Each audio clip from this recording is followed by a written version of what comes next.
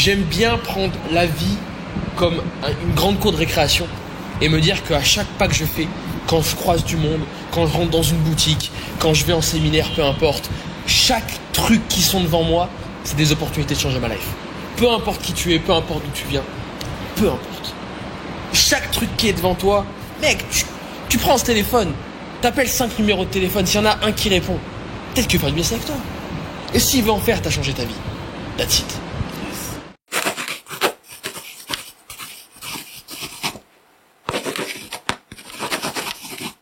Salut mon gros. Hey. How are you doing, Alexis? Man, you good? Always hot, always hot. Je suis excité d'être là, Je vous rassure, on va parler en français quand même, pour le coup, sur la vidéo. Mais voilà, je suis franchement ultra excité de recevoir Alexis sur la chaîne. Vous allez voir, aujourd'hui, ça va être une vidéo pas comme les autres, franchement. Ça va être énervé, comme il dit. Alexis, est-ce que tu peux te présenter, s'il te plaît, pour ceux qui ne te connaissent pas? Wow. Tout ce que tu fais, you do a lot of things. Yeah. Ok. Alors c'est un exercice qui est pas facile, à chaque fois on me demande de me présenter. Bien sûr. Et j'essaye de prendre des axes un peu différents. Pour la faire simple, on est des mecs un peu de l'ombre. Nous, ce qu'on aime faire, c'est aider les boîtes, les entreprises. Aujourd'hui, on les aide à se développer sur 2 axes. Ok. Quand on vient les pitcher, on leur dit écoutez, nous, notre objectif, c'est de faire gagner de l'argent. D'accord. Autrement dit, on accompagne les entreprises qui ont déjà un produit, qui ont déjà un service et qui sont extrêmement bonnes dans la délivrabilité, qui ont un bon produit, un bon service. D'accord. Et nous, on les accompagne à faire de la thune. Que ça soit sur la partie commerciale, avec des systèmes de vente dont on va évidemment parler. Et on a aussi un très gros écosystème sur le marketing. Ok. On fait du consulting international, on accompagne des boîtes à simplement aller chercher leur marché, à aller chercher encore plus de monde, à optimiser leur stratégie pour aller discuter. Le but, c'est pas que tout le monde t'apprécie, le but c'est que tout le monde te connaisse. D'accord. That's the big Magnifique, the big difference. Ok, génial. C'est un très bel objectif, en tout cas, d'aider les boîtes à gagner de l'argent, à gagner plus d'argent, justement. Et j'aime bien le côté, du coup, homme de l'ombre dont tu parles, parce que c'est vrai qu'on est dans une époque où les gens adorent être, au contraire, les gens devant. Et toi, le fait d'être homme de l'ombre, c'est pas quelque chose qui te dérange? C'est une bonne question.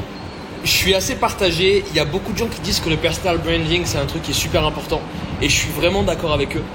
Maintenant, je pense qu'il y a un sens qui est plus intéressant que l'autre. Je m'explique.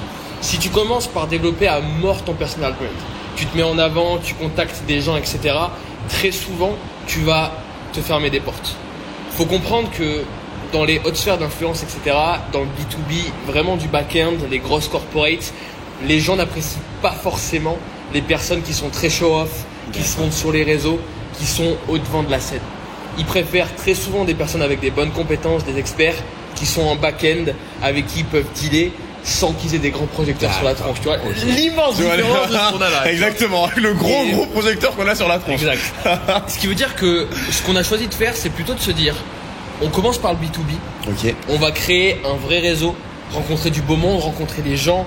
Moi, je te dis, aujourd'hui, je travaille avec les mecs qui, il y a 3 ans, je regardais leurs vidéos, tu vois. Magnifique. Et j'étais comme un ouf. Magnifique. En mode, ce gars-là, c'est fou, etc. Génial. Et en fait, tu te rends compte, tu te rends compte, en le rencontrant, que c'est un mec comme les autres. Finalement. Et c'est tellement beau, tu vois. Finalement. Et on s'est du coup dit, on va commencer par le B2B. En fait, on se l'est pas tellement dit, c'est fait de manière très naturelle. Dans le storytelling, j'aime le dire qu'on s'est dit de le faire. C'est important le storytelling, justement. On va pas en parler. Exactement. On va pas en parler. On a du coup rencontré ces gars-là, on a voulu croître notre réseau dans le B2B, dans les grosses corporates, parce qu'on sait qu'une fois que tu te montes devant la scène, c'est pas facile de le faire. Et maintenant qu'on est vraiment heureux du réseau qu'on a réussi à construire en interne, qui est assez dingue. Évidemment, c'est jamais assez, tu vois. Let's go, bien sûr. Les gens disent qu'on est à 5 personnes de n'importe qui dans le monde. C'est vrai. Disons que je suis à 2 personnes de n'importe qui. Maintenant, au fur et à mesure, c'est quand même dingue, hein. Franchement, c'est quand même dingue, Alexis, parce que du coup, t'as commencé il y a combien de temps exactement? Alors moi, ça fait Alors, qu'est-ce que tu appelles commencer? Commencer ton business, du coup, pour le coup. Quand est-ce que t'as décidé de te lancer à ton propre compte? Ça fait peut-être, je sais pas, 5-6 ans. 5-6 ans, d'accord. Ok, tu faisais quoi avant? Alors moi, j'ai commencé dans... Putain, je sais pas si je te dis, ça c'est une folie ce que je vais t'annoncer là. Mais c'est intéressant justement, mais c'est pour ça que je te pose la question, parce que je sais que c'est intéressant. Ah, galette. J'ai commencé en étant joueur semi-professionnel sur console. Génial. dans l'e-sport sur un jeu vidéo connu qui s'appelle Call of Duty. Ok. Donc beaucoup de monde justement, ouais. J'étais le mec qui séchait les cours, qui n'allait pas en cours, qui partait à l'école le matin et qui revenait pendant la récréation pour sécher Call of Duty toute la journée. J'ai fait ça pendant 2 ans de ma vie, tu vois. Le gros downside, c'est que j'ai pris beaucoup de poids. Parce que quand t'es 14 heures par jour devant un écran, en train de play avec des gars, etc., ben forcément tu bouges pas beaucoup, tu manges fast food, junk food, etc., donc c'est pas cool. Gros upside. On a beaucoup de motivation sur cette vidéo parce qu'on a le côté j'ai pris du poids là maintenant, le mec il est ultra carré et tout, etc. On a le côté business, le côté argent, il y a beaucoup de choses là. Là il y a multi-motivation. You're right on this, man. Et par contre, le vrai upside c'est avantage pour que les gens puissent comprendre. Le vrai upside de cette époque, ça a été que j'ai appris l'anglais. Je suis devenu fluent. Comme vous pouvez le voir, it's fluent in English right now. On est à Dubaï en fait pour le coup. Donc Alexis a son business, un de ses business du coup à Dubaï. Exactly, man. Et j'ai beaucoup voyagé. J'ai eu la chance de me faire. En fait, si tu veux, il y a dans l'e-sport, il y a 2 systèmes. Il y a un système online et un système LAN. Local Area Network. Et grosso modo, c'est simplement des championnats qui sont faits en physique. Donc t'as participé du coup au championnat physique, comme on voit à la télé là. À LA, je suis parti à Londres. Wow. Et tu vois, c'était juste... Mais donc c'est que t'avais un bon niveau quand même, je veux dire, J'étais joueur professionnel, j'étais payé pour ça, je gagnais $2000 par mois, tu vois, pour jouer à la console. Alors, $2000, c'était pas un fixe, mais on gagnait $2000 avec les primes de tournoi, avec les lots qu'on gagnait, qu'on revendait, etc., etc. Ok, donc il y a quand même un vrai salaire, quoi. Tu peux quand même te faire un truc dedans. Ok. J'ai gagné ma vie confortablement. Génial. Alors aujourd'hui, c'est beaucoup plus développé. Il y a Twitch qui explose, il y a YouTube. Donc aujourd'hui, il y a des opportunités de fou. Il y a des streamers, il y a des gamers qui sont multimillionnaires. Ouais. Ninja, je connais du coup. Ouais, Ninja, etc. Alors tu vois, Ninja c'est plus sur le côté stream que sur le côté game pur et dur. Je sais pas s'il fait beaucoup de compétitions, mais t'as des gros rosters aux États-Unis comme FaZe, comme Optic Gaming, qui sont littéralement des équipes qui ont des values à plusieurs centaines de millions de dollars. Magnifique. Et avec des mecs qui gagnent des cash prizes à 20 millions, 50 millions chaque année, tu vois. Donc il y a énormément d'argent sur la table aujourd'hui. Moi, c'était une époque, entre guillemets, où il y avait moins de thunes. En travaillant, en se bougeant, c'était aussi un kiff. T'arrivais à t'en sortir. Ok, génial. Ok, on a une lumière qui vient de nous rejoindre du coup, voilà. Tellement ce que tu dis est intéressant. Tellement ce que tu dis est intéressant, les spots continuent à arriver, tu vois. Donc voilà, ok, donc du coup, tu faisais ça, tu faisais du gaming et tout, etc. Exact. What happened? En gros, faut capter un truc, le monde du gaming, c'est un monde de nerds qui sont dans leur chambre 20 heures par jour, qui sortent pas, monde assez asocial, etc. Tu vois. Ce qui veut dire que beaucoup de mecs qui faisaient du gaming étaient aussi des mecs qui s'intéressaient, qui regardaient beaucoup de vidéos YouTube, beaucoup de streamers, qui essayaient de regarder des trucs sur des groupes Facebook, comment s'améliorer et tout, etc. Exactement. Ouais, les cheat codes, tout ça. Motivation, bien sûr. Entrepreneuriat. C'est fou quand même, c'est dingue. Tout est lié. Parce que finalement, tu fais le lien avec ça, effectivement. Ouais. Exactement. C'est dingue. Et je rencontre un mec qui lance un business fou furieux. Il me dit voilà, moi j'ai un truc d'enfer, mec. Je crée des shops online et je vends des produits qui viennent de Chine. Je dis god damn, genre c'est fou ce que tu fais, etc. Il montre un dashboard du monde qui fait de l'argent, tu vois. Magnifique. Du coup, toi, tu le rencontres via l'e-sport. Oui, exactement. Exactement. C'est un mec qui fait de l'e-sport, etc. Je le rencontre online. Ce mec-là, je l'ai jamais vu de ma vie. D'accord, ok. C'est ouf. Tu l'as toujours pas vu jusqu'à maintenant? Je l'ai jamais vu de ma vie. Et c'est le premier mec qui m'a fait gagner de l'argent. En ligne, quoi. Une belle somme d'argent online. Et en gros, on peut dire combien ou pas? 50 000 $. Énorme. C'est balèze. En combien de temps? Un mois. C'est le salaire d'un cadre, quoi. Dans tous les cas, en France, en tout cas, voilà, 50 000 $. Annuel, je l'ai fait sur le mois. Bon bref, ça a été une guerre d'ailleurs parce que j'étais pas majeur, donc pour encaisser ça a dû passer. En plus, c'était pas majeur, d'accord. C'était de mon grand-père qui a une sidérurgie phénoménale. Je te passe les détails. Et donc grosso modo, moi j'avais aucune compétence, tu vois. Lui, il avait de l'argent, il avait une boutique qui tournait, et c'était vraiment à l'époque où le e-commerce n'était connu par personne. D'accord, il était précurseur de fou. C'était en 2014. D'accord. Wow. Donc il n'y avait pas d'e-commerce. Oui, il n'y avait personne qui en parlait, quoi, c'est clair. Et bon, moi, en gros, ce qui se passe, je lui dis voilà, je fais un vrai coup de bluff. Je lui dis mec, parce qu'en fait moi je suis un mec depuis longtemps passionné par la manipulation, l'influence, le storytelling, l'éloquence. Je suis né bègue. Ah ouais? J'ai un médecin qui m'a dit mec, tu pourras jamais aligner une phrase de ta life. Ça, c'est pas c'est vrai. J'étais un Eman, mec. Ok. Un Eman qui démarre. Tu Une vois motivation de plus, les gars. Voilà. Et donc, tu vois, j'étais passionné par ces films, par ces séminaires où les mecs regardaient les gens dans les yeux, leur trouver Tony Robbins, tout ça. Exactly. Putain. Tu vois. Ok. Et donc, je me suis passionné. J'ai lu tous les livres, tous les bouquins, etc. Et un livre qui est connu de tout le monde qui s'appelle Influence et Manipulation. Robert Cialdini ou Cialdini, ça dépend. Cialdini, ouais, En fonction d'où tu viens, tu vois. Et je lis ce livre, 7 principes d'influence et manipulation, qui moi me transcendent.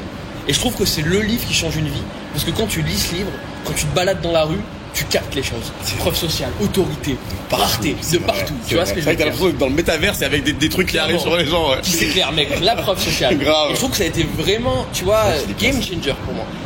Et je dis à ce gars-là, écoute, je suis un expert en influence et manipulation. On fait un deal. Ce que je te propose, je te donne des conseils dans ton copywriting, dans tes textes de vente, des mots à utiliser, des tournures de phrases à utiliser, des images à mettre en avant. Tu me rémunères pas. S'il y a un différentiel sur le chiffre d'affaires, tu me rémunères uniquement sur le différentiel du chiffre d'affaires. Fair enough. Le mec, il a rien à perdre. Bien sûr. Il dit, vas-y, let's go. Par Messenger, je lui envoie les plaquettes. Bam, bam, bam, bam. Je lui dis des trucs de fou, hein. Pas tous vrais, mais des choses qui semblaient cohérentes et qui étaient tirées de ce bouquin. Magnifique. Le mec, il change son shop. Il fait 300%. Putain. Alors, ce qui est fou, c'est que je sais pas si, en fait, je sais pas si c'est grâce à moi ou pas, tu vois. C'est peut-être la voix de Dieu ou que sais-je. Tu vois ce que je veux dire. Mais finalement, je prends $50 000 sur l'option. Et encore une fois, j'ai eu beaucoup de chance parce que le mec n'aurait pu jamais me payer. Il me connaissait pas. Bah oui, tu l'as toujours pas rencontré, donc forcément, voilà. Tu vois. C'est clair. Mais non, le mec a été. Ça rassure en l'humanité parce que tu te dis voilà que le mec a quand même respecté son deal. Il y a des gens comme ça justement qui vont au bout des contrats, qui font les choses. Je suis extrêmement d'accord. Ouais. Et c'est important de se dire que même si le cerveau humain est beaucoup plus attiré par l'aversion à la perte que par l'aversion au gain, le shoot de dopamine que tu reçois quand tu gagnes $1 million est bien inférieur au shot de cortisol que tu reçois quand tu perds $1 million. Tu vois ce que je veux te dire? Et donc, au lieu de se dire qu'il n'y a que des connards dans le business, moi je pars du principe qu'il n'y a que des gens gentils. Et je préfère essayer, faire niquer une fois, j'accepte, et derrière, bon, je modifie, j'optimise et je fais autre chose. C'est une super belle vision de la vie quand même. C'est un truc qui est important. Franchement, c'est une super belle vision de la vie parce que c'est vrai qu'on est dans un monde où il y a quand même beaucoup de connards, j'ai envie de dire, tu vois. Mais effectivement, continuer à croire que voilà, que tu pars avec. Moi, je dis souvent que quand je te rencontre, tu pars avec 100% de confiance. Et en fait, tu peux que perdre. Je te donne 100%. Plutôt que de dire, ok, tu pars avec 0 et tu vas la gagner, ma confiance, je te donne 100% de ma confiance et tu peux que la perdre, en fait, simplement. Et on a un peu la même vision, du coup, par rapport à ça. Donc, je kiffe que tu me dises ça, justement. Tu vois, pour le coup, je me dis, je suis pas seul et c'est cool quand même d'apprendre ça. Et tu vois, il y a un truc que Grant Cardone dit et que Chief, il dit, vous apprenez tous ici à vos enfants de pas faire confiance aux étrangers. Moi, j'apprends à mes 2 filles que les étrangers ont tout ce qu'elles désirent. Ah ouais. Et que le seul moyen d'aller accomplir leurs rêves, c'est de rencontrer des étrangers et de découvrir des gens que tu connais pas. Magnifique. Et c'est si vrai, mec. C'est dingue. C'est si vrai, mec. C'est dingue. Si tu restes là où t'es, si tu restes dans ton network sans jamais le faire évoluer, t'auras rien de plus que ce que tu as aujourd'hui. C'est vrai. Einstein a dit, la folie, c'est de faire tous les jours la même chose et d'attendre des résultats différents.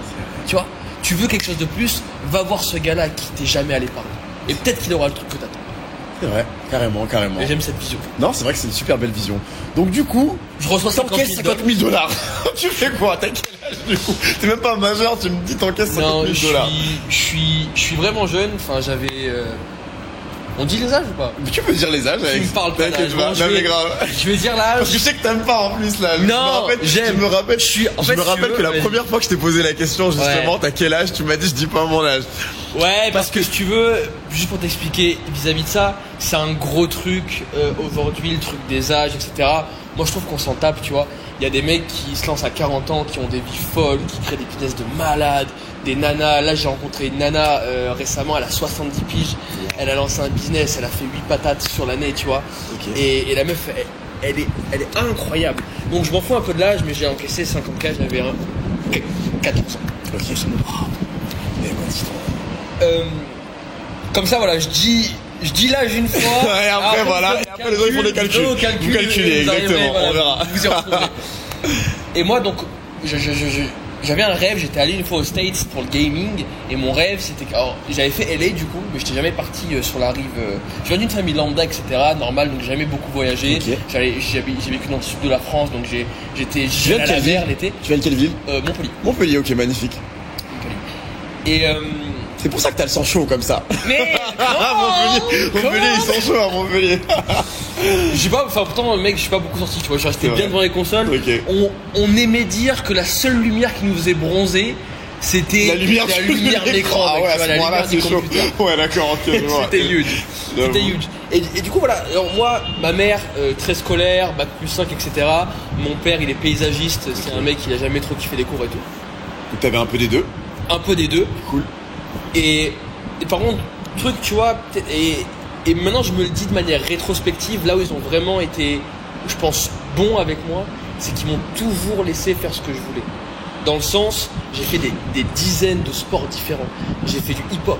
Ah ouais, Je te jure. lourd. J'ai fait du rugby longtemps, j'ai fait de la boxe, j'ai fait du karaté, du judo, j'ai fait du foot, j'ai fait du basket, j'ai fait plein de sports différents. Et tu vois, je trouve que même ce truc-là, pareil, tu vois, j'étais autant dans les cités avec des mecs un petit peu chauds que dans les quartiers huppés avec des gars, 3 pièces, etc. Et je trouve que le fait... Both worlds en fait étaient... Exactement. Et je trouve que ce truc-là m'a aidé à avoir une belle vision d'ensemble. Et là, je dis voilà, écoutez, moi, je veux qu'on passe un deal. C'était les vacances d'été, tu vois. Le cousin de ma mère habite au Canada. Ok. Et il a aussi un petit peu de living sur Miami. D'accord. Et je dis voilà, moi, je veux partir. J'ai fait un petit peu d'argent, etc.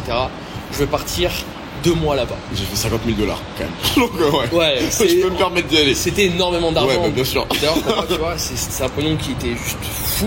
Et je me suis dit, vas-y, je veux aller là-bas parce que je veux vraiment approfondir mon anglais, c'était important pour moi. Et je veux capter la vibe.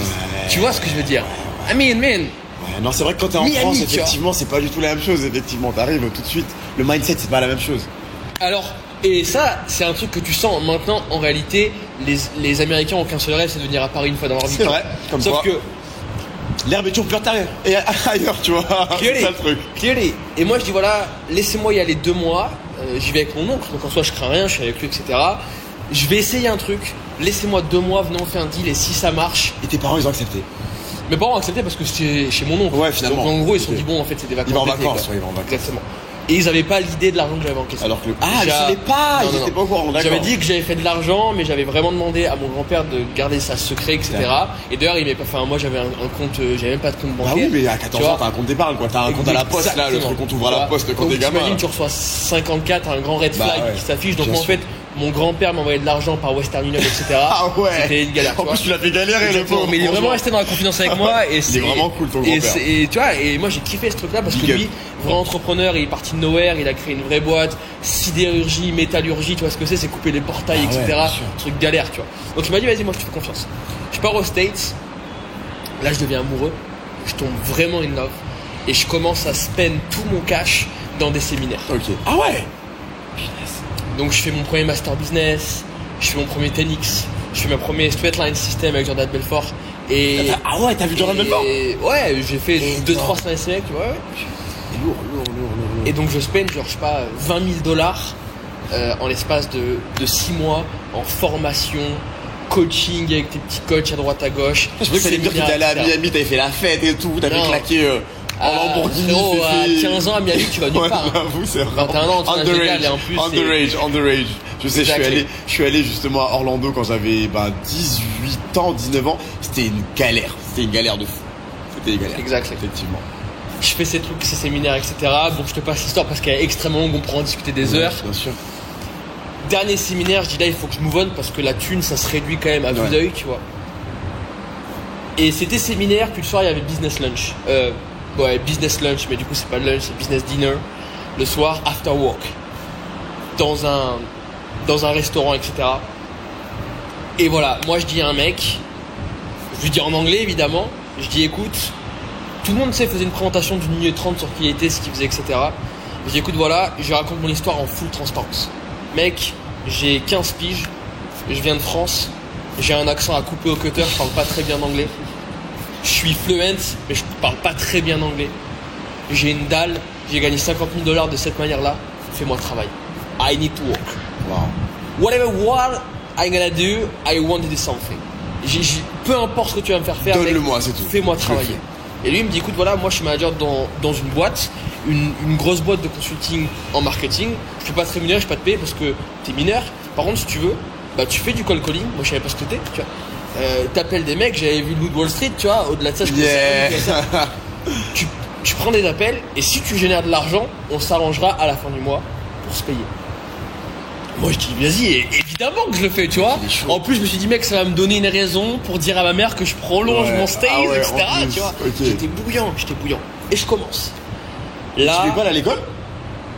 J'avais. Ah t'avais que. D'accord, ok, t'avais déjà arrêté, ok. Alors, j'avais pas que d'un. Avant d'ailleurs c'est intéressant, ça a été une très grosse engueulade avec mes parents. Parce que je partais pour 2 mois normalement de vacances.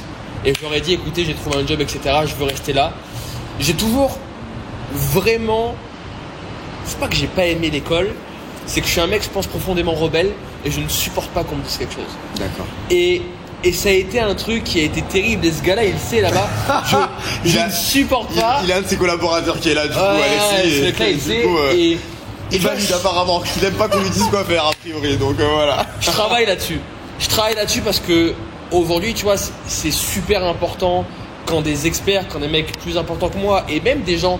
Tu sais, on peut apprendre de n'importe qui. Bien sûr. Et ta compétence dans un domaine est proportionnelle au temps que tu as passé dans ce domaine. Alexis, raconte-moi cette histoire, mais moi j'ai un gars, du coup, c'est le propriétaire de mes locaux de mon entreprise à Lyon. Il a 51 ans, je me suis planté la dernière fois parce que j'ai parlé de lui sur un live et j'avais dit qu'il avait 60 ans et il l'a mal pris, je te jure. Donc 51 ans, Karl, je crois. Et le gars, il adore apprendre. Et je lui dis, c'est extrêmement rare parce que généralement, moi j'ai bossé du coup à la banque, à la Société Générale pendant quelques temps. Et là-bas, une personne qui avait plus d'expérience que toi n'acceptait jamais un de tes conseils en fait, tu vois. Et lui, il vient se caler à chaque fois pour me dire ok Mansour, qu'est-ce que tu as à m'apprendre aujourd'hui, tu vois, genre il y a quoi qui est sorti comme technologie, NFT par exemple, là maintenant il est à fond dans le délire NFT, il a envie d'apprendre, comprendre et tout, tu vois. Et ça c'est une vraie leçon d'humilité pour moi justement, où je me dis il m'a montré que tu peux apprendre justement de tout le monde, tu vois. Et ça c'est super important, fou furieux, c'est super important. I like it. Et en fait moi pour te faire simple, ce que j'apprécie par exemple, tu vois, je suis un vrai passionné de physique fondamentale, de recherche, etc. Je passe, pour ceux qui connaissent, je passe toutes mes matinées, je me garde 10 minutes pour un truc qui s'appelle Google Scholar. C'est toutes les recherches qui sortent de Harvard, Columbia, etc. Magnifique. Et je déchire parce que j'adore regarder les expériences qui ont été faites. C'est un truc qui me fascine. Tu vois, moi, un truc que je comprenais pas, c'est qu'au collège, les mecs qui t'apprenaient la vision newtonienne de la physique, alors qu'aujourd'hui, on sait que c'est la vision d'Einstein qui est validée. Même si c'est pas forcément la vraie, celle qui est la plus récente. Et je comprenais pas la raison pour laquelle on t'apprenait quelque chose qui était désuet, juste sous prétexte que c'était plus facile. Tu captes ce truc? Ouais. Et donc je disais, vous m'énervez, ouais, je veux dire une dinguerie là. Vous m'énervez, je veux pas vous entendre, je veux dire, vous choisissez la facilité alors qu'on sait que c'est pas vrai. Je comprends pas ce truc là. Juste parce que c'est facile. Juste parce que c'est simple et parce que soi-disant les élèves sont pas assez bons, faut faire les trucs faciles, les programmes, etc. Comment on va dans le dur, on apprend ce qui se passe for real, tu vois. Ah, la réalité, c'est vraiment. Et du coup, c'était ça dans beaucoup de matières, etc. Du coup, tu vois, j'ai toujours été un petit peu en. Ça frottait. Ok. Ça frottait. Ouais. Ça frottait. Donc je cut, je dis avec mes parents, non vas-y, je veux pas, je reste là-bas, etc. Là, 3 mois de traversée du désert. Ouais. Bam, bam, bam, bam, bam. T'appelles. Et on parle de 200 appels par jour en cold calling. Il te forme quand même le gars du coup? Comment ça se passe? Sur le terrain. Ouais. En gros, si tu veux, c'est terre. C'est vraiment des leads, c'est du page jaune. Pour les Français, c'est du page jaune. Et t'appelles toute la journée. C'est du page jaune sur la partie B2B. Parce que c'est la vente. Tu devais vendre quoi? Qu'est-ce que tu vendais? Vas-y, je le dis. Vas-y, balance. En gros, on vendait du retraitement d'entreprises en faillite. D'accord. On contactait toutes les. Il faut savoir que aux États-Unis, la faillite c'est un vrai gros business, et on contactait toutes les entreprises qui étaient en perte sèche sur les derniers mois pour leur vendre des consulting marketing et pour les redresser. Ok. Et on avait des stratégies en place qui étaient folles, je peux pas trop te les partager. Okay. C'est du NDA, mais il y avait c'était ultra optimisé la boîte dans laquelle je travaillais. Ce qui veut dire que j'étais devant un ordinateur toute la journée avec un casque, j'appuyais le matin vers 9 a.m. et des calls se déclenchaient. Et quand je raccrochais l'appel, il y en avait un autre qui se déclenchait automatiquement. Ah ouais, tu vois ce que je veux dire? Okay. Donc toute la journée, ça tapait, ça tapait. c'est tout. Évidemment, j'ai dû prendre des cours d'accent Bah oui. Parce que j'imagine les mecs qui entendent mon accent français du sud et tout qui arrivent, pouah, ça devait être énervé. Mec, t'as pas idée. Ouais. T'as pas idée. Tu vois, le petit mec d'SFR qui t'appelle pour essayer d'aller vendre sa box. Mais en plus avec son accent du coup français en plus, tu vois, alors que t'es là-bas au States. Je défoncé. Cours d'accent, je tape d'école toute la journée, 10 heures par jour, comme un dingue, sur 3 mois, pas une vente. Tu vois, pas une vente. Pas une seule. Je vivais encore chez mon oncle, etc. Mais je tabasse parce qu'en fait, tous les soirs, je finis et je me dis, mec, aujourd'hui, j'ai appris un truc. Et tu vois, je trouve que c'est fou parce que les gens, tu sais, aujourd'hui, je trouve qu'ils veulent faire de la thune tout de suite, ils courent vraiment derrière l'argent, etc. Honnêtement, je pense que, alors, c'est un way of living, tu vois, je le respecte. Je pense que la manière la plus simple de faire de l'argent, c'est de partir dans la vision de l'apprentissage et de se dire, comment est-ce que je fais ce soir pour me regarder dans la glace et d'être fier de moi. Et de me dire, mec, j'ai plié ma journée, vraiment, tu vois, et d'avoir un vrai smile honnête vis-à-vis de toi. Du coup, je me disais, tu sais quoi, tu fasses de la thune ou pas, tu t'en fous. Dans le pire des cas, tu rentres en France dans 2 mois, et ben tu repartiras en cours. C'est pas le truc qui te fait le plus kiffer. Mais justement, mais je pense que c'est la manière aussi de tenir en fait, si tu veux sur le long terme, parce que les gens qui veulent faire de l'argent rapidement, comme tu dis, c'est que dès qu'ils en font pas, bah ils abandonnent. Tu vois, toi pour le coup, tu me dis 3 mois d'appel, même moi honnêtement, je pense pas que j'aurais tenu pendant 3 mois sans faire aucune vente. Tu vois ce que je veux dire? Au bout d'un moment, j'aurais dit fuck it, tu vois, genre je passe à autre chose. Mais le fait que tu te dises que t'as appris quelque chose dans le process, bah ça te permet de continuer en fait simplement. Tu vois, donc t'avais le bon mindset pour pouvoir attaquer le truc, je pense. Bon mindset, je sais pas. En tout cas, j'avais un mindset qui m'a permis, parce qu'en soi, est-ce que c'est le bon ou pas, on sait rien, tu vois.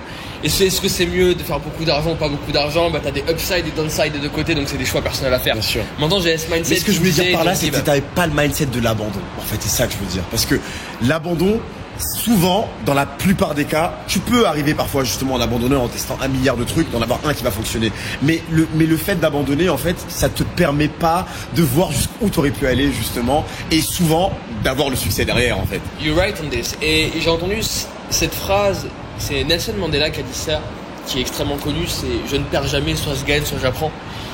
Et c'est cette phrase qui m'a. Mais c'est un peu ça en fait que tu m'as breaké. Tu fais ça en fait. Et tous les jours, je disais mec, j'ai pas fait de thune, capte le truc que t'as gagné. Capte le truc que tu viens d'apprendre. Et au bout de 3 mois, bon, je fais de l'argent. Bah oui. Donc je commence à vendre, etc. Puis au final, j'ai fait ça pendant 1 an et demi. J'ai vraiment relativement très bien gagné ma vie à la fin. Et aux alentours de 17 ans, enfin 16 ans et demi, 17 ans, je suis rentré en France. Ils arrivent à te payer du coup quand même? Il avait réussi à trouver un moyen? On s'arrangeait, bah si tu veux, moi, mon oncle, enfin, le cousin de ma mère qui a. D'accord, c'est lui qui encaissait du coup. Exactement. Lui, il avait une boîte dans un truc de fou, lui, son job. Le catch. Westernmania, il avait une entreprise qui montait les arènes, enfin qui accrochait les projecteurs, etc. Donc en gros, enfin, il était pris dans des événements, j'ai jamais trop capté son job. Business, D'ailleurs, il m'a peut-être menti. Il y a moyen. Peut-être me faire rêver. Mais lui, ce qu'il m'a toujours dit, c'est que c'est le mec qui accrochait les spots, etc.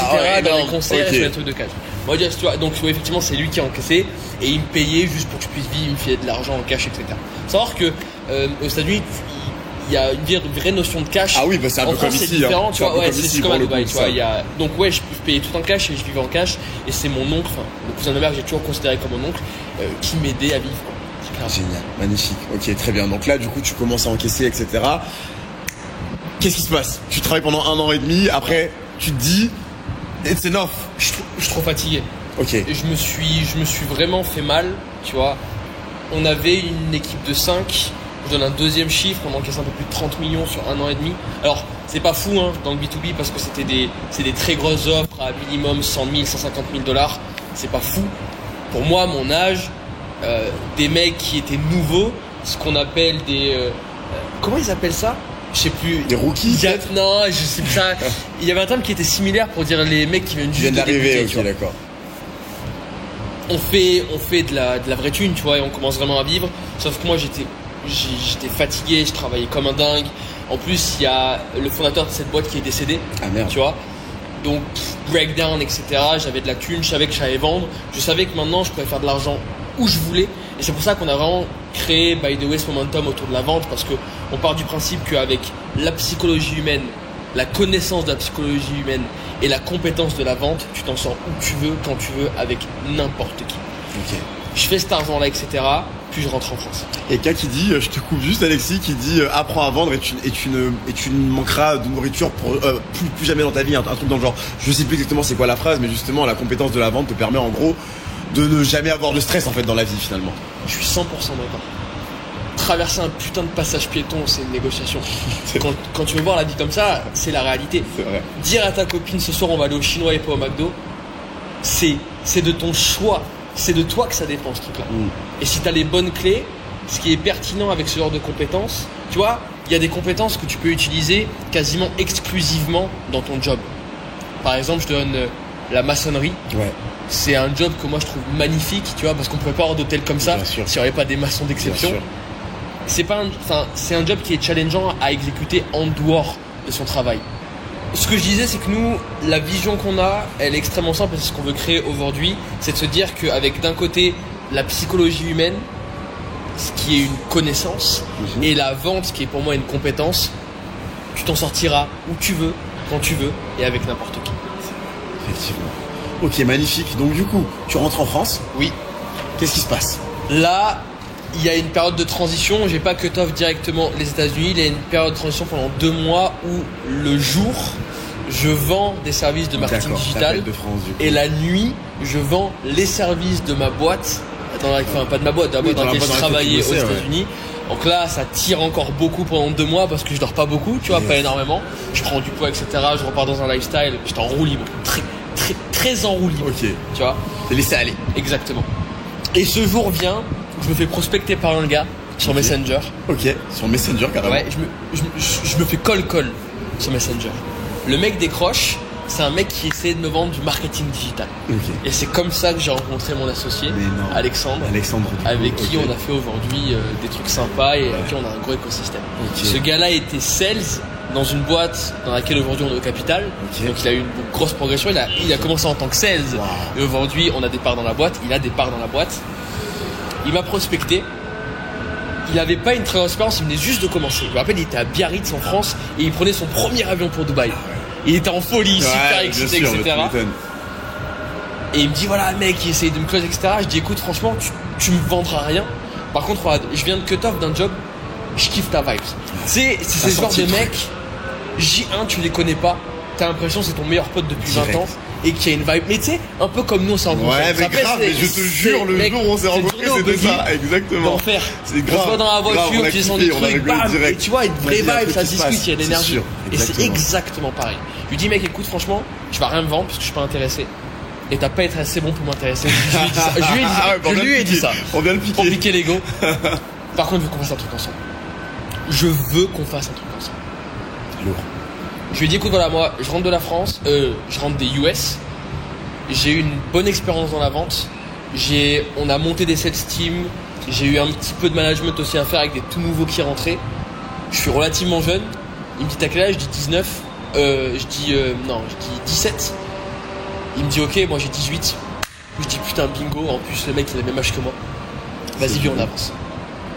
Et du coup, on se met d'accord sur cette vision que, aux États-Unis, le marketing est tellement poussé loin que les mecs ont dû sélectionner la vente comme atout majeur pour faire de l'argent.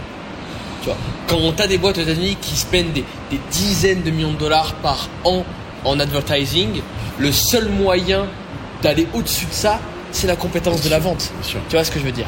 Et on s'est dit, ce qu'on veut faire, c'est bring cette compétence de la vente en France. Parce que tabou de l'argent. Parce que en France, on dit que tous les vendeurs sont des connards, etc. Toutes ces croyances qui, moi, me faisaient mal au cœur, tu vois. Que tu l'avais fait, finalement. Exactement. Et en fait, tu te rends compte que quand t'es bon vendeur, que quand tu te maîtrises là-dedans, c'est merveilleux ce que tu arrives à proposer. Tu aides les gens, tu les accompagnes, tu crées des vraies relations, tu peux travailler d'où tu veux dans le monde. Man, that's the life, man. Crazy, what are you talking about? You know what I mean? Crazy. That's it. Non, mais c'est clair, je suis d'accord avec toi. Et on s'est cette vision de se dire, ce qui manque en France, on a des produits qui sont vraiment bons. La France, c'est l'un des meilleurs secteurs de recherche et développement, tu vois. Alors même si les États-Unis, ils rincent leur race, on met pas ça en avant. Mais exactement, le nombre d'inventions qui ont été créées en France et qui ont été pris et développés en marketing par les US, etc. Mais t'en as énormément justement qui se barrent des chercheurs justement qui vont aux US parce qu'ils sont bridés en France. Ça c'est un drame. Et ça c'est parce que si tu veux, on est bridé par ce truc-là de reste à ta place. On t'a demandé de faire ça. Tu veux essayer un truc nouveau? T'es malade. T'as vu ma gueule ou quoi? Malade, on fait ça depuis 50 ans, mec. Tu crois vraiment qu'on va changer pour toi? Rien du tout, reste à ta putain de place. Et tu vois, et du coup ils se cassent. Mais du coup, les milliards qui sont faits à droite, ils pourraient être faits chez nous. Et nous on s'est dit, ce qu'on veut amener, c'est qu'en France, sur l'Europe, by the way, parce qu'il n'y a pas que en France. Faut voir la Belgique, même les UK. On veut emmener ce truc-là de la vente et la chose game changer qui va vous faire emmener to the moon. Qui va vraiment vous faire scaler. Let's go. Ok, magnifique. Sur tous les domaines d'activité. Donc là, vous vous captez avec Alexandre, vous faites quoi du coup? On se capte et là on commence à vendre des petits coachings. Ok, vous avez commencé par le coaching d'abord. Ok. Bah comme un peu tout le monde. Ouais, bien sûr. Vous les vendiez comment du coup? On prospecte parce que moi du coup j'étais très bon en prospection. J'avais fait ça pendant 1 an et demi, tu vois, tous les jours de ma life. Je ferais très peu de vacances. On envoie des messages, on recrute des mecs, on prospecte et on vend des coachings à des funnel builders, à des indépendants moyens en leur disant écoute c'est bien, t'as un bon produit. Quel genre de pâtes tu manges à la fin du mois ou pas? Douleur, tu vois. Douleur. Parce que le mec, bien sûr. ça fait 6 il mois galère. il racle les dents.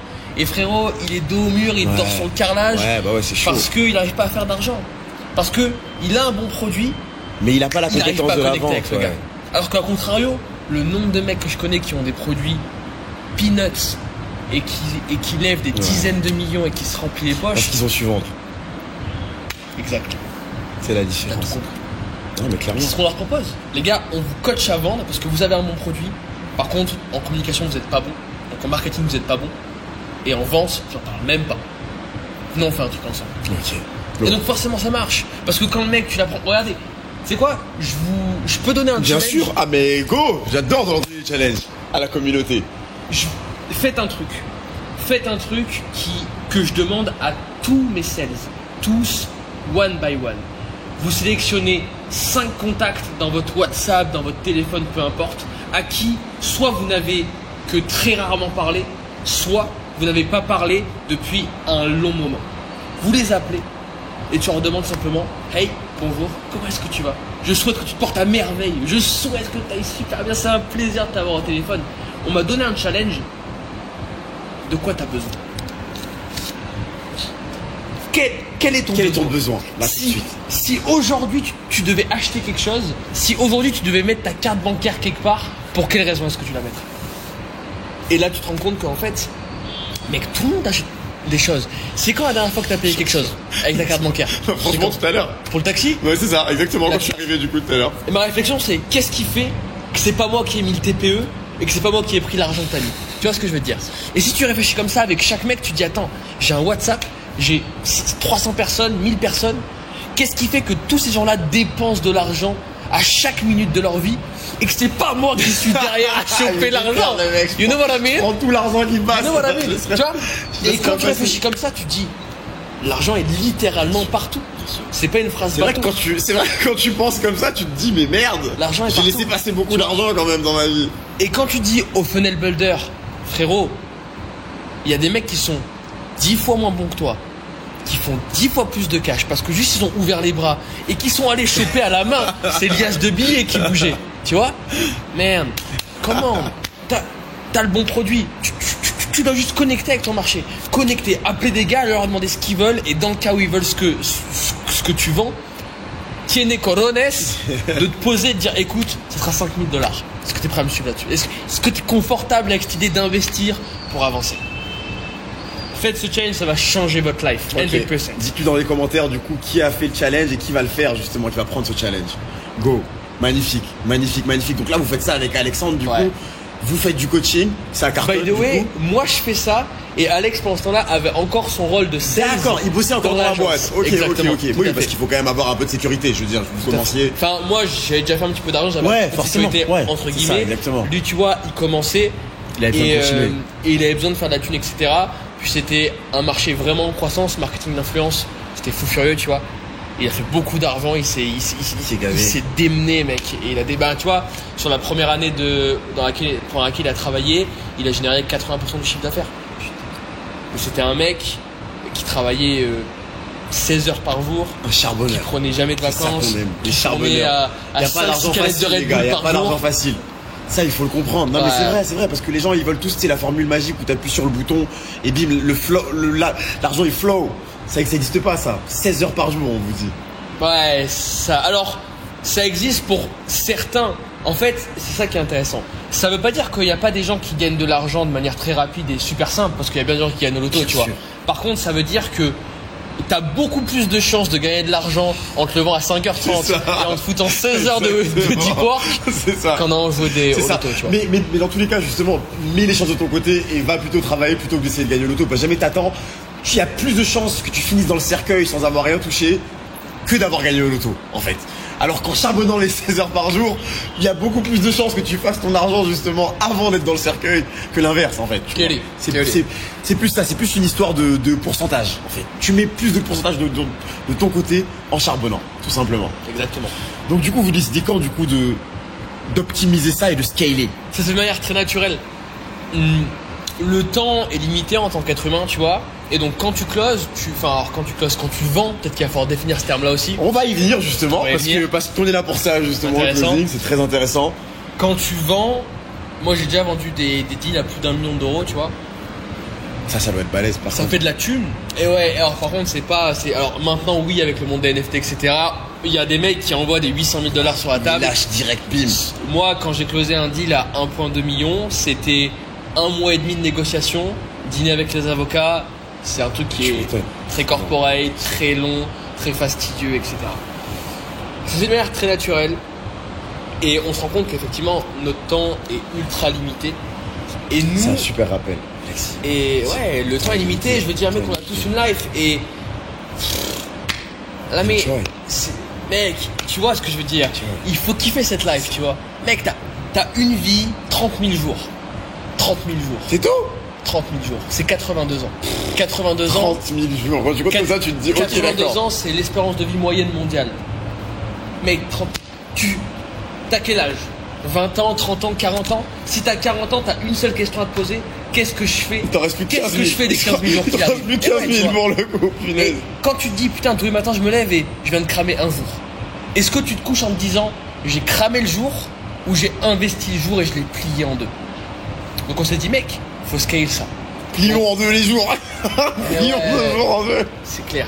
Et on est toujours parti de ce principe que c'est beaucoup plus simple de donner des compétences à quelqu'un qui a de l'énergie que donner de l'énergie à quelqu'un qui a des compétences. C'est notre phrase clé qu'on dit. C'est super beau. Je sais, mes frérots. C'est un truc qui a été préparé. Mais c'est vrai. En fait, quand tu y réfléchis, tu vois, tu me le dis là tout de suite. Et je me rends compte que c'est vrai. Moi, j'ai recruté des dizaines de personnes dans ma vie. Et avec mon associé qui regardera cette vidéo, on a galéré parfois pour pouvoir trouver justement les gens à qui t'essayais de donner de l'énergie parce qu'ils avaient les compétences. Et en fait, c'était impossible.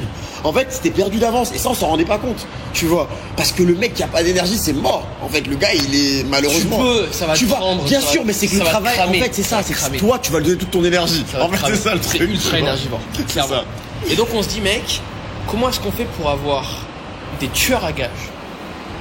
Des mecs fous furieux. Vous m'avez raconté une histoire justement le jour où je vous ai rencontré qui m'a fait délirer, mais bref, vas-y. God damn. Comment est-ce qu'on fait pour recruter? Donc nous, on fait du business de vente, ce qui veut dire qu'on fait du coaching, puis à terme, comme on a un bon cercle B2B et qu'on voulait commencer à développer ce réseau B2B, on trouve des mecs qui ont des formations, qui ont des services, qui ont des agences comme celle dans laquelle mon pote travaillait, et on se dit, comment est-ce qu'on fait pour développer ça? Tu as deux moyens de développer. Tu peux scaler en vertical, autrement dit optimiser les process, optimiser les trames de vente, optimiser les systèmes d'appel, optimiser tout un tas de détails qui sont complexes et exposés aujourd'hui, ou scaler à l'horizontale, ce qui veut dire onboarder du monde, simplement. Foutre des mecs qui ont pas plus d'appels, faire plus de 16 heures par jour fois 200, voilà. Exactement. On a commencé à optimiser en vertical parce qu'au début on se faisait que confiance à nous deux. Moi au début c'était hors de question que quelqu'un vienne me vendre à ma place. C'est normal quand tu disais mec. Je voulais pas déléguer. Et ça, tu vois, parce que ça, c'est mon côté mec. Ça, c'est un vrai problème d'entrepreneur dans tous les cas. En règle générale, quand tu te lances, tu te dis, en fait, tu sais que toi, tu fais le truc de telle manière que tu vas te dire que la personne qui va le faire va pas le faire aussi bien que toi. Exactement. Et ça, c'est difficile. Et il faut réussir à vraiment se détacher du fait que, ok, sur les premiers jours, les premières semaines, il est vrai que le mec il va être moins bon que toi. Il faut se dire que le temps, le downside qu'il y a au début, que le mec soit moins bon que toi, tu vas le gagner x10 une fois que le mec il aura atteint ton niveau, parce que là ça va compound, ça va être exponentiel. Tu pourras sur le long terme mettre autant qu'il faut derrière. Moi, j'ai une petite stratégie que je m'applique. Fais-moi kiffer. Je me dis, la personne, si jamais elle arrive à atteindre un niveau où elle fait 70% de ce que moi j'arrive à faire, j'ai tout gagné. Parce qu'en fait, 70 plus 70 plus 70 plus 70. Et comment tu fixes les KPI? En fait, je me mets à chaque fois justement des critères par rapport à ce que je lui ai donné comme job. Si jamais, par exemple, c'est du commercial, je vais me dire, ok, c'est très simple. Parce que si jamais elle arrive à faire 70% du coup des ventes que moi j'arrive à faire au bout justement d'un mois de travail, parce que je me dis, bon, bah, elle a besoin d'un temps. Dans tous les cas, il y a ce qu'on appelle la flywheel, en fait, qui est ce gros truc là qui prend énormément de temps à bouger au démarrage, mais une fois qu'elle est lancée, elle est inarrêtable en fait, tu vois. Donc je me dis, je lui laisse un mois pour pouvoir commencer, mais au bout des un mois, si jamais en un mois elle arrive à faire 70% du coup de ce que moi j'arrivais à faire, c'est bon, c'est plié, c'est validé. Elle me fait gagner du temps, c'est bon pour moi. On peut continuer, tu vois, tout simplement. Et si jamais on arrive à 100%, là, comme t'as dit, elle est aussi bonne que toi, voire meilleure, alors là, c'est une pépite. Et cette personne-là, tu la blindes pour qu'elle reste travailler avec toi à vie, en fait, simplement. Tu vois, tu lui mets le gros truc ici et elle reste, tu vois. 100%. Donc, du coup, comment tu les trouves, tes tueurs? Bonne question. Nous, on se dit, on part de ce détail clair que, encore une fois, comme like this guy. Mais lui, il vient de loin. Parce qu'on en a un ici à côté de nous, apparemment, il est chaud. Je l'ai vu faire là tout à l'heure, là, avant qu'on commence la vidéo. Franchement, c'est du lourd. C'est du lourd. On se dit, plus facile de donner des compétences à un mec qui a de l'énergie. Où est-ce qu'on trouve les mecs qui ont de l'énergie? Et nous, il y a un point fondamental dans la vente, ce qu'on appelle la douleur. Les pain points. Les points de douleur des prospects. Et on se rend compte que quelqu'un qui passe à l'action, c'est quelqu'un qui très souvent a une douleur intrinsèque très forte. Et les mecs, il y a une vraie, je veux dire, pour moi, il y a une vraie corrélation entre des gens qui ont plié le game et qui ont eu une petite douleur dans le passé, un truc qui les a mis dans le down. Très souvent, les mecs qui sont au plus haut de ce monde, les nanas qui ont plié le game, c'est des gens qui ont eu une vraie douleur dans le passé, un truc qui les a plongés dans le down. You know what I mean? Il faut que ça passe, en fait, cette douleur. Il faut que je ne la ressente plus jamais, en fait. Ils ont tout donné. Exactement. Et on se dit, où est-ce qu'on peut trouver des gens qui sont dos au mur, peut-être n'ont pas d'argent, ont mal, se dégoûtent, n'ont pas confiance en eux, pensent qu'ils vont pas y arriver, et prendre ces gens-là et appuyer sur cette douleur pour qu'ils passent à l'action comme jamais personne serait capable de le faire. Des terres.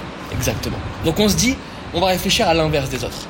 Quand les autres veulent aller chercher monsieur qui sort de HEC avec son bac plus 4 et qui sent le roi du monde, nous on va aller prendre les mecs qui sortent de prison, les petits entrepreneurs qui ont 15 ans, 16 ans, qui n'ont aucune compétence, mais qui croquent la vie à plein dedans. Ils ont la dalle. Les mecs qui sortent de prison, t'imagines? Exactement. Ça, franchement, fallait y penser quand même, honnêtement. On les a pris.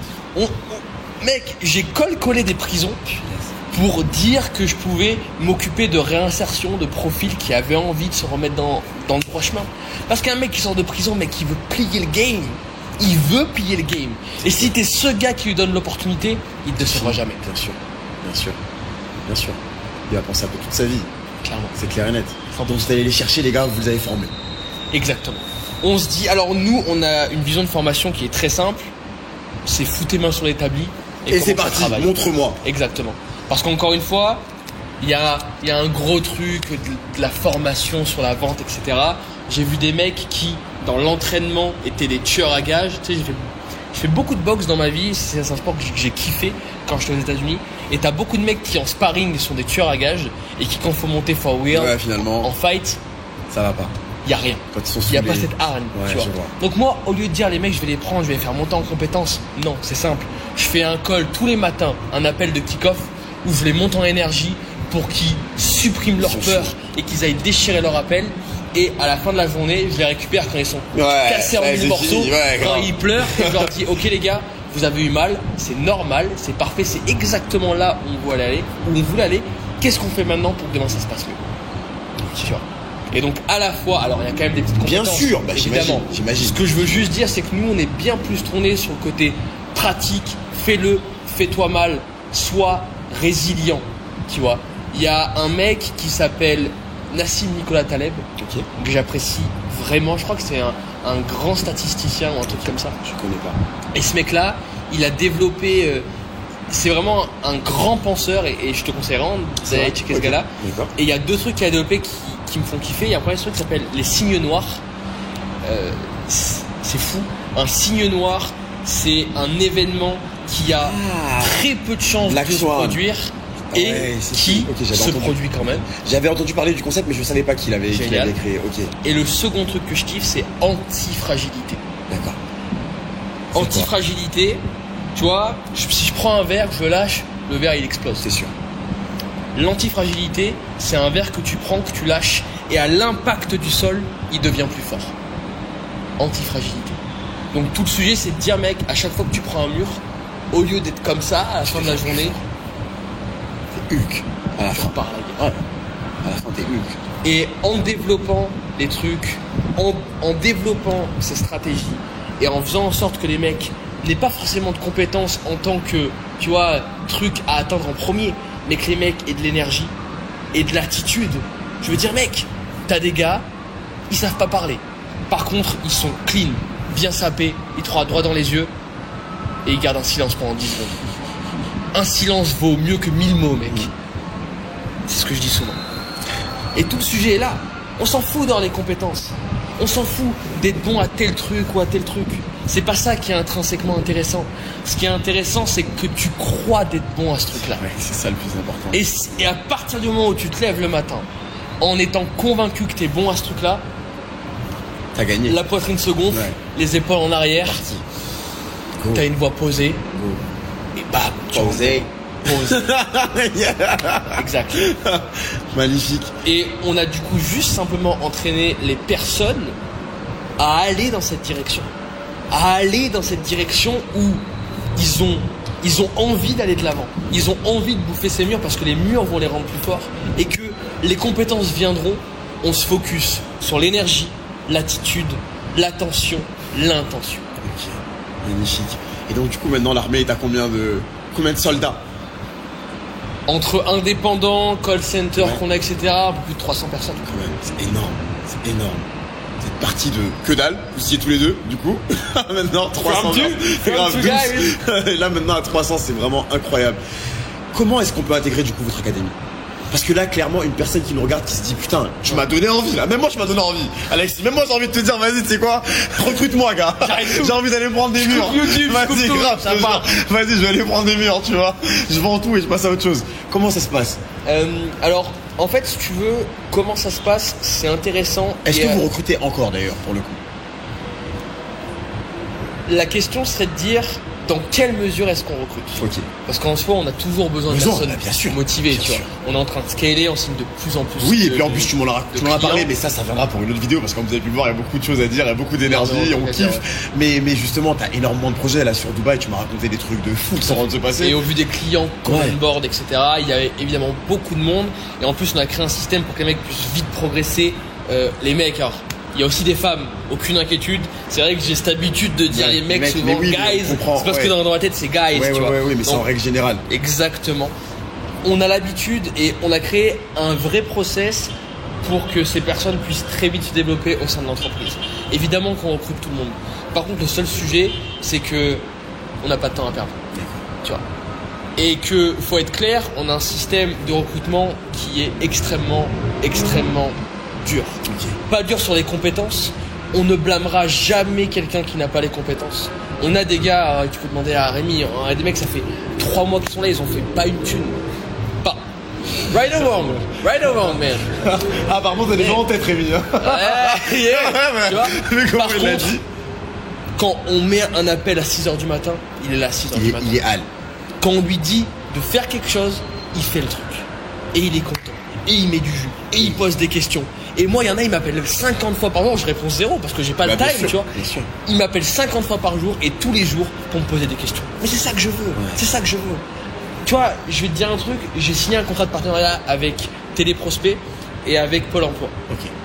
Donc si je veux, j'ai 800 000 CV de commerciaux à ma disposition. Ouais, bah ouais, en plus. Donc je peux onboarder une équipe grande comme Dubaï.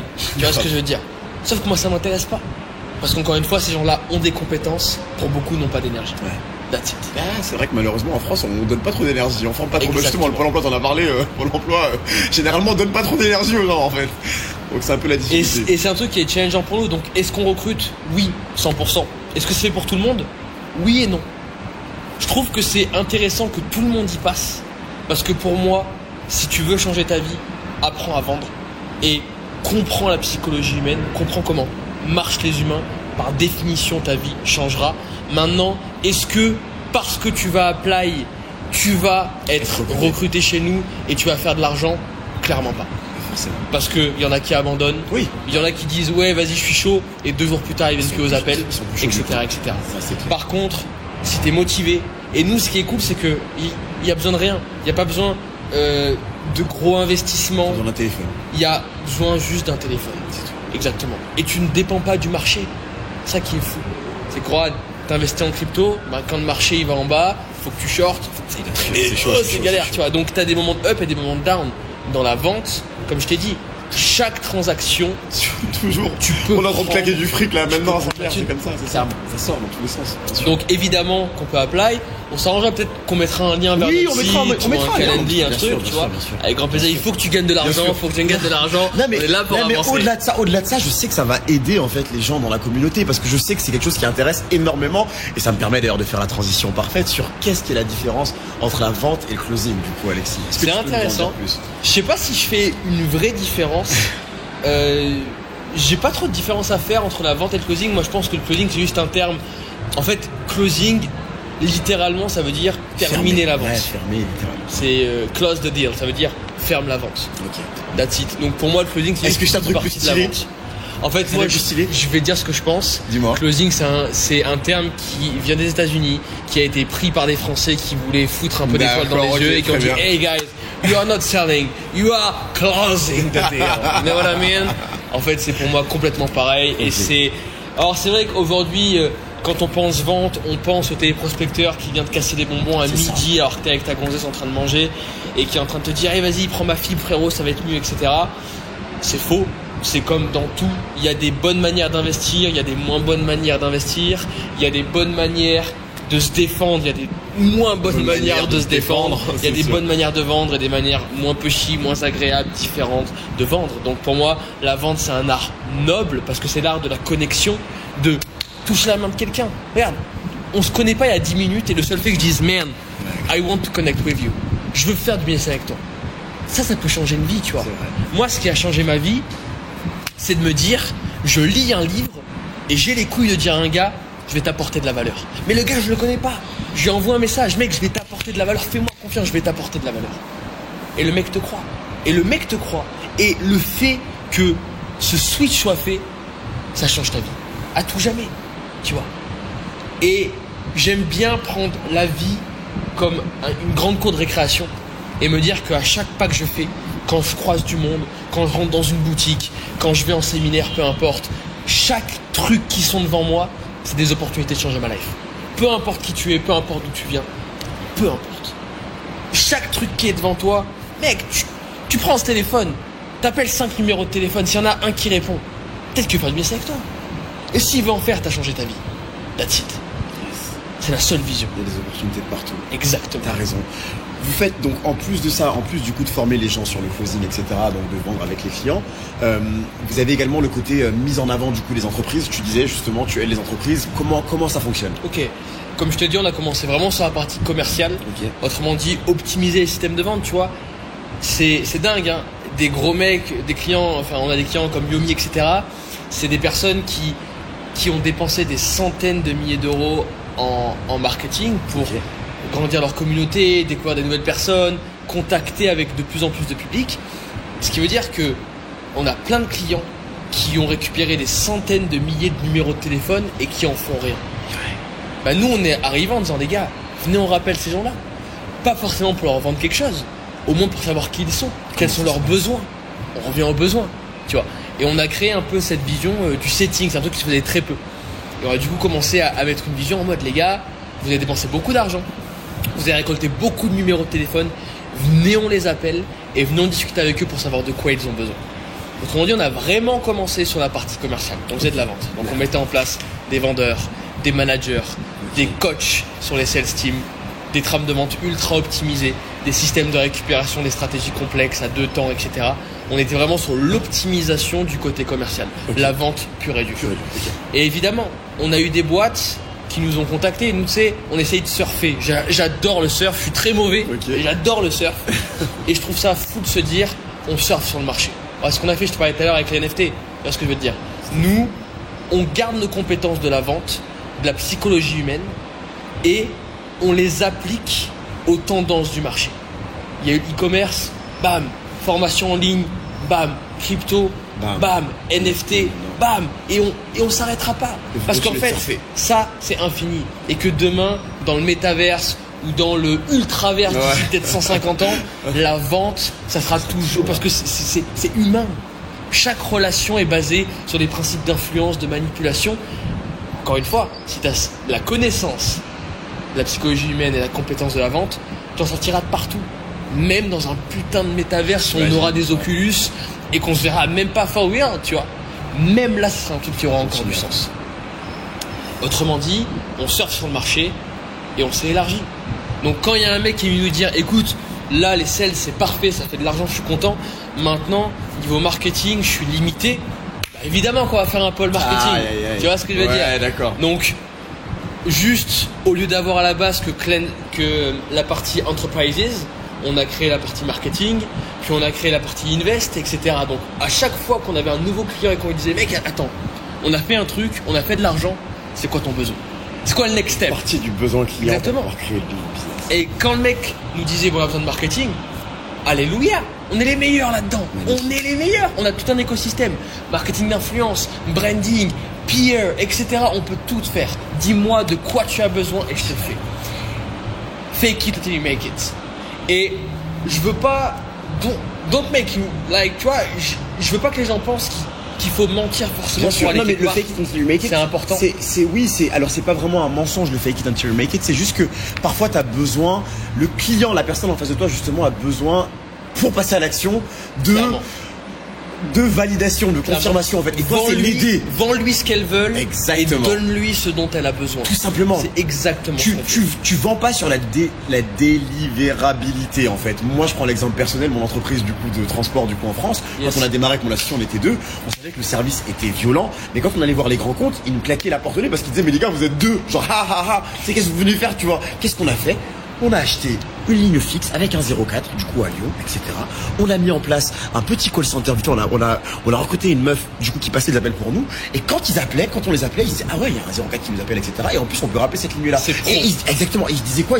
Ils avaient dans leur tête l'impression qu'on était une boîte qui avait pignon sur rue, qui était en place, alors que c'est toujours nous 2, mon associé et moi-même, tout simplement. Et c'est un peu ça le fake it until you make it en fait. Clairement. Simplement, tu vois. Mais le service était toujours là dans tous les cas. Le service était bon, en fait, tout simplement. Donc c'est ça qui est important. Je suis d'accord avec toi. Et ce qu'on a toujours fait, moi j'ai vendu des trucs de ouf, mec. Ah ouais? Je me rends pas compte. Bah, un jour. C'est quoi le truc le plus ouf que t'aies vendu? Allez. J'ai été un intermédiaire pour vendre un jet privé. Putain. T'as vendu un private jet. Je suis en contact avec. Je dis beaucoup de gros mots avec Alexis, vous vous rendez compte, hein, j'ai pas l'habitude, mais c'est que il me rend ouf ce jeu. Merde, il est en train de dire que c'est de ma faute. Comment On était en relation avec un gros gars qui est dans l'import-export. En fait, ça fait super simplement. Le mec, il avait entendu qu'à un certain niveau, c'était très intéressant de pouvoir acheter un jet privé. J'ai connecté avec le grand frère d'un de mes managers. Qui lui conduit des jets privés, etc. Il est pilote, tu vois. Enfin, mais il est juste pilote, hein. Il y a des centaines, tu vois.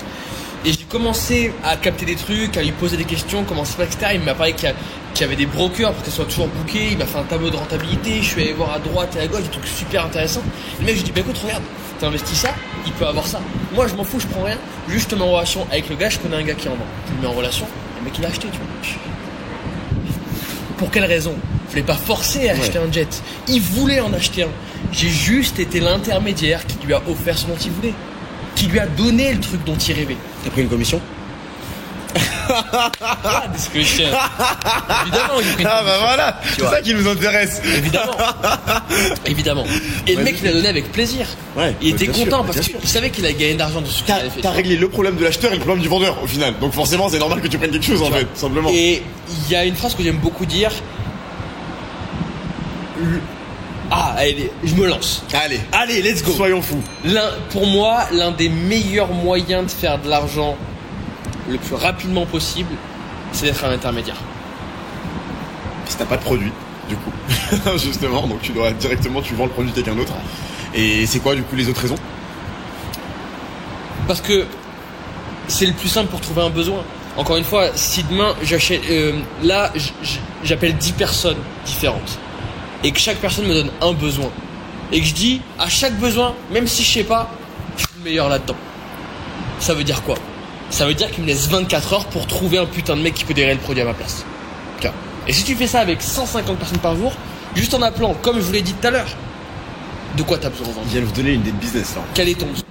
Et que le besoin que le mec te dit, tout le monde a besoin de quelque chose, moi j'ai besoin de 1500 trucs. Tu vois, appelez-moi, j'ai de l'argent à vous donner. Tout le monde a besoin de... En plus, il est quelqu'un, Tout en le plus, ça monde va a client. besoin... Non mais, tu vois, et alors je sais que... Sauf qu'il faut le répéter ce truc-là, parce que les gens n'arrivent pas à le capter. Tout le monde a besoin d'un truc. Donc si t'appelles le mec qui a besoin d'un truc et qui te dit ok, moi c'est vrai, ouais j'ai besoin de ça, tu lui dis, tu sais quoi, j'ai fait ça toute ma life. Toute ma life j'ai fait ça. Ça te laisse 24 heures pour trouver un prestataire qui peut le faire à ta place et pour prendre ta commission au passage. T'as créé un business. T'as appelé un gars qui avait un besoin, t'as mis en relation avec un mec qui avait un service à proposer. T'es au milieu, tu manges. Ok. Alhamdoulilah. Alhamdoulilah. C'est ça. Donc un petit business de l'affiliation en fait, tout simplement. Clairement. Tu vends le business de quelqu'un d'autre. Ok. 100%. Donc, Et donc, juste pour te dire que, tu vois, j'ai vendu des milliers de choses différentes et pour moi, il faut toujours garder ses portes ouvertes. De se dire, et c'est un peu le mindset qu'on a, tu vois, il y a une opportunité, on plonge dedans. On plonge dedans. on teste, on voit dans tous les cas. Ça Clairement. marche tant mieux, ça marche pas. Bah écoute, Parce c'est la que vie. c'est ça, je préfère avoir à demander pardon que demander la permission. Whatever I do. Ils ont appris beaucoup de phrases de motivation aujourd'hui. Franchement, les gars, vous êtes chauds. J'adore les quotes. Les gars, J'adore ça, donc effectivement, j'en sors beaucoup. Non mais c'est bien parce que souvent les quotes dans tous les cas c'est des vérités en fait. Et c'est des choses qui te permettent aussi de continuer à avoir un cap en fait simplement. Ça donne de la motivation, moi c'est un truc qui me fait kiffer, tu vois. Ouais. Non c'est vrai, t'as raison. Donc plus grosse vente du coup un jet privé quand même. Ouais, ça n'a pas été le plus gros, c'est les trucs. Mais c'était le truc le plus dingue quoi que t'as vendu. C'était fou. Ben, Ouais, c'était en fait, un peu dingue. ce qui était fou, c'est que ça s'est même pas apparenté à de la vente. Et ça, si vous grandissez dans le milieu du business, vous allez très vite vous en rendre compte. Tu fais de la vente sans en faire. Parce qu'en fait, il y a un mec qui a un besoin, mais c'est ton pote, le gars. Tu vois ce que je veux dire? Si toi, demain, je viens de voir, je te dis, t'as un ouais, besoin, du Rolls-Royce. je vais pas te vendre. Tu vois ce que je veux dire? Je vais dire, écoute, frérot, bah, bien sûr, ouais, j'ai un mec, il en vend, il est juste là. Je vais te trouver le gars, il va te l'envoyer, je vais prendre ma base, tu vois.